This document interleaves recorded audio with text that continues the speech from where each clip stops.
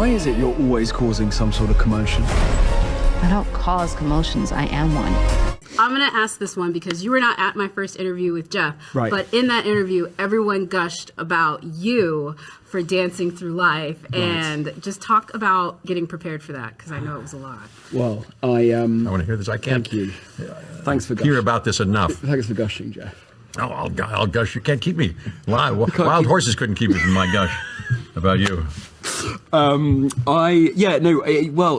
Scott, the choreographer, and Leah, who was his assistant, particularly sort of galvanized, and it was hard. It's hard work, but it's such the joy of being invited into playing any character in Wicked is matched by the sort of fear of doing everyone, and serving the team and the story and the character. So it's a lot of hard work, and actually Jeff and I only met really on set, but the months running up to it, I was dipping in and out as I was filming Fellow Travellers, but we would miss each other by minutes in the rehearsal room, and he was working on his number and I was working on mine in the afternoon, and vice versa. Oh my gosh. And it was like Sliding Doors, that movie with Gwyneth Paltrow, whose food we just had for we lunch. just had her goop. Don't let her get away! This wicked witch. We're going to ask you a couple of questions about your role. I mean, playing the headmistress at Shiz is just kind of incredible. What's it like being the leader of such a magical school, and what was the most amazing thing that you got to see on set? Well, it's powerful. You have all that power in your hands. You can dictate to them whatever you want them to do. And because they want to be you, they'll do anything.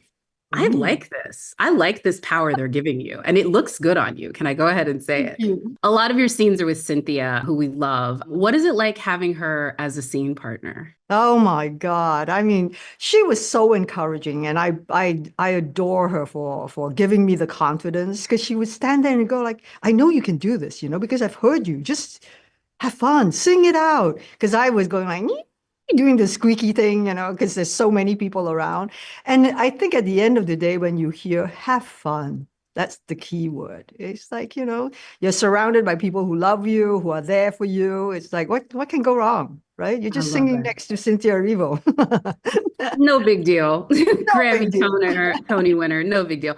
One thing I wanted to ask you, what did you say to John when he calls you up and says, I want you to be in this, but also I want you to sing?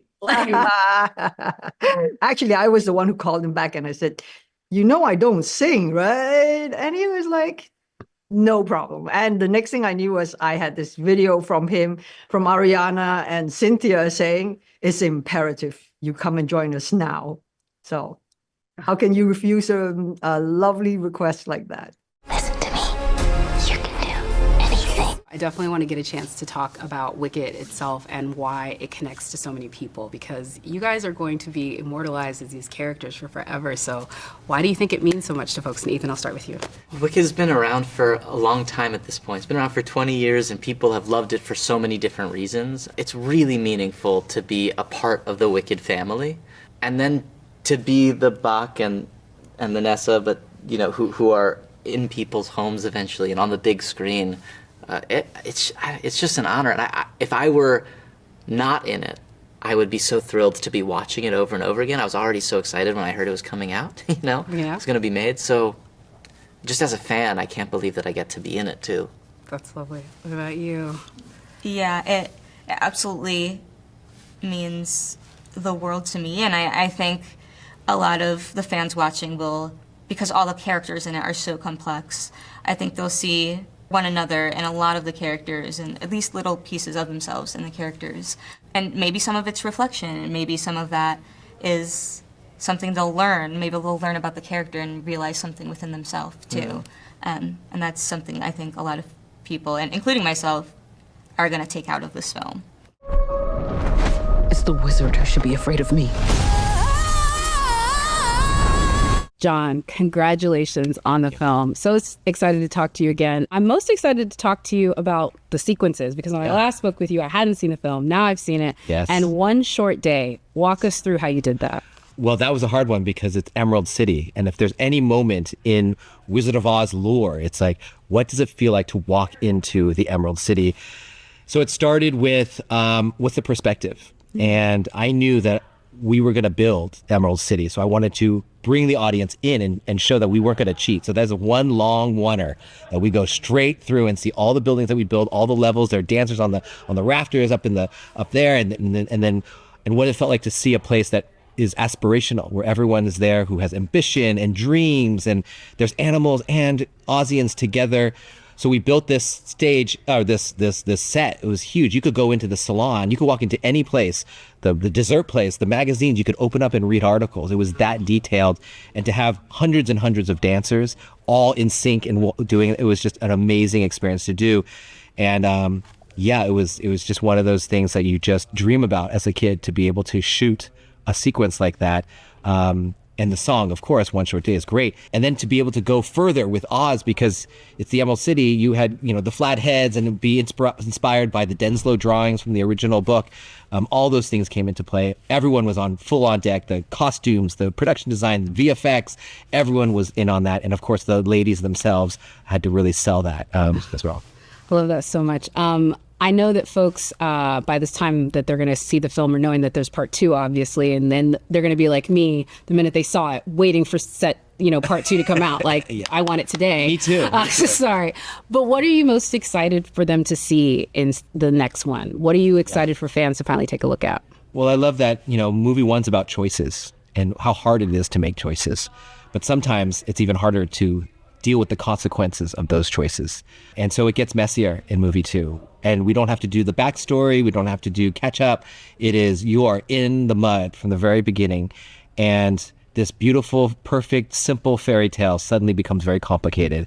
And watching these girls and that relationship evolve from that is after I've gone through a relationship with them already, is exciting. And I'm excited for the audience to feel that too. So is it like you're not picking between your kids? Come on, give me a number. I want a number. Give me a title of a song, sir, a moment. Come on. In movie 1? In movie 2. Oh, movie 2. That you're looking forward for folks seeing. Oh, I mean, For Good is like the song. Of course, there is No Good Deed. Yeah. Where Cynthia kills this thing.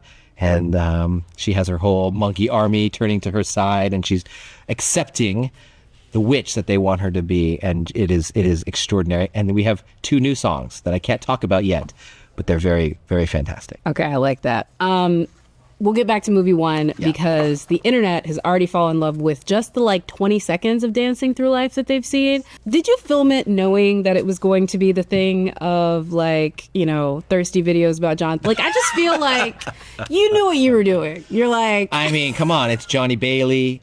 It's Dancing Through Life. This was his moment.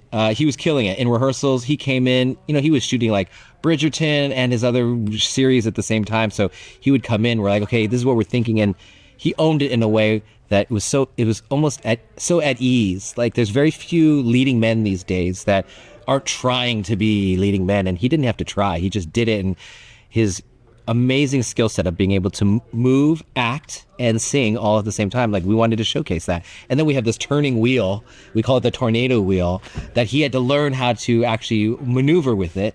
The engineering in that alone is very sophisticated. And he has the humor about him. So it was all with light touches. And yeah, of course we knew it was going to be a thirst trap for everybody. And we played into that.